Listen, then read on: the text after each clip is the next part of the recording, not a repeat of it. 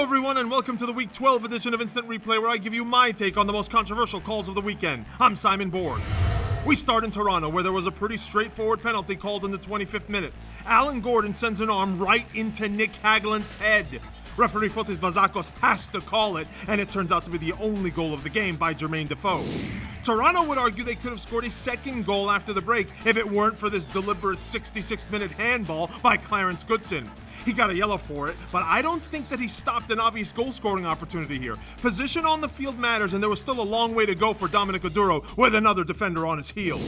We stay at BMO Field to take a second look at this flying challenge by Jackson on Goodson. We see 2 or 3 of these every week where they're borderline red card territory, but I don't think that's the case here. You see, Jackson's studs are not heading into the player. Jackson's leg is way up higher, so clumsy, yes, but not endangering the safety of his opponent. I would have given a yellow to Jackson, but he doesn't even get a card. We have more borderline calls at Toyota Stadium in Frisco. First, in the 13th minute, check out this tackle by Peter Lucen on Colorado's Dylan Cerna. He doesn't even get a yellow for that. And then 5 minutes later, Cerna does the exact same thing on Victor Ulloa, and he gets a caution. However, in both cases, I think they are endangering the safety of their opponent. If the leg is planted in either situation, I think we're covering a very serious injury. Next to FedEx Field, where DC hosted the Crew, and the visitors thought they earned a PK in the 36th minute. The video is not clear, but it looks like DC's Bobby Boswell may have been hugging Agustin Viana a little too tightly as he won this header. But we can't tell for sure how good of a grip he has. To the penalty that was called in second half stoppage time for DC United. Connor Doyle flicks this ball away from goal, but Bernardo Anor intercepts it with his arm. A clear handball called by referee Hilario Grajeda, but DC with a chance to take all 3 points, and well, they didn't. One more play to look at from this one, and it's a play that I think deserved a red card. Look at this studs-up tackle by the Crew's Justin Merrim on Lewis Neal in the 88th minute.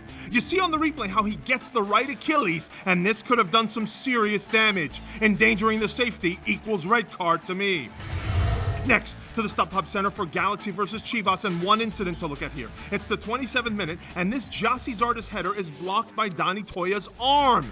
Now, I know Toya's trying to head the ball, but he misses, and the ball instead hits his arm, which I think is slightly outstretched. I would have called it, but referee Jair Marufo lets play continue.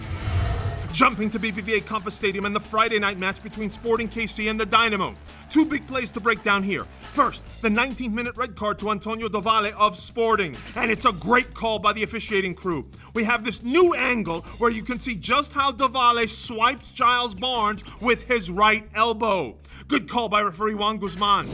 Despite the man advantage, Houston couldn't capitalize, and it was Sporting that actually sealed a 2-0 win with a 69th minute penalty called for an alleged handball by rookie AJ Cochran.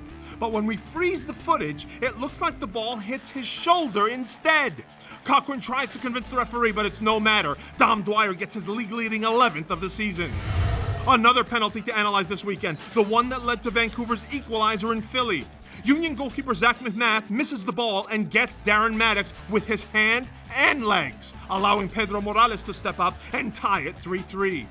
Morales would be involved in a controversial play toward the end of the match in stoppage time. Union defender Shannon Williams goes in for this slide tackle and wins the ball, but he also takes a leg to the head. And he didn't like it when Morales was telling him to get up.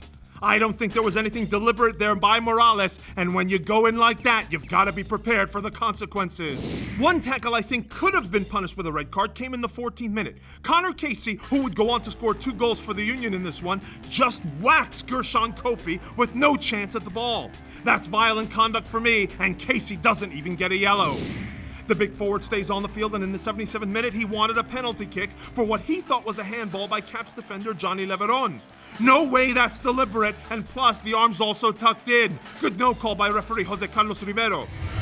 To Rio Tinto Stadium and the gutsy red card shown by referee Ismael Elfa to RSL's Tony Beltran. It's gutsy because the 2 yellow cards shown to Beltran come within 38 seconds of each other.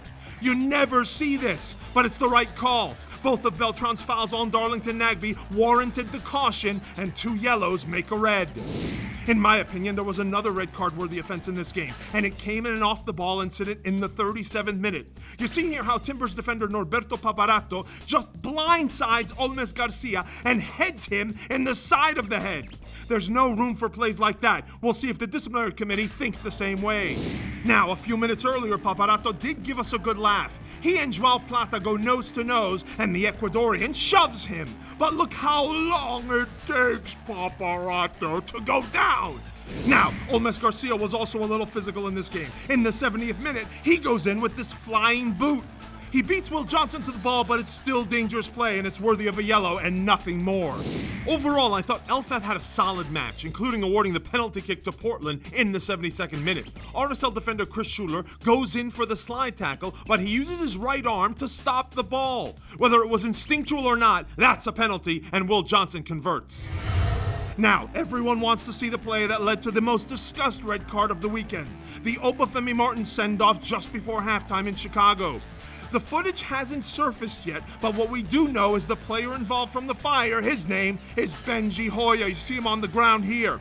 But we did get official word from referee Chris Penso after the match that the red was for, quote, violent conduct. Martins was sent off after striking an opponent in the head, presumably Benji Hoya. Just a few minutes earlier, it was Chicago's John Kennedy Hurtado, an ex-Sounder, who got his marching orders for a second yellow after this flying two-footed tackle on Obafemi Martins in the box. Fire coach Frank Yallop called the caution a, quote, needless decision. But forget the second yellow. I thought that could have gotten straight red from Penso. Sounders fans wanted another red card on Quincy Amarikwa late in the game for an alleged hand to the face of Gonzalo Pineda. Well, we have an exclusive reverse angle look at this, and the hands are nowhere near the face. I think the Sounders have a better argument on the 3rd minute Chris Ritter tackle on Martins. It was early in the game, but that's red card worthy to me. There wasn't even a yellow issued on the play. And we end with two interesting coaching protests in two different matches. One that worked, one not so much. First, Ben Olsen took issue with referee Hilario Grajeda when he stopped play for an injured Bernardo Anor. And he has a point. Anor goes down in the crew box for a leg injury, not a head injury, and his own teammates don't play the ball out. And it's only after the ball gets turned over to DC does Grajeda whistle for a stop and play. Olsen was incensed. And then at Gillette Stadium, Jay Heaps felt like New York goalkeeper Luis Robles was taking a little too much time to put the ball back into play, that he was violating the 6-second rule. We saw it called last week on Chivas USA's Dan Kennedy. So how does Heaps try to out Robles? By counting, of course, as if he were a referee in a boxing or wrestling ring. 4, 5, 6, 7, 8. And it worked! Robles got a yellow card for time wasting just a couple minutes later. That's all we have for this week. For our editor, John Benton, I'm Simon Borg. See you next time.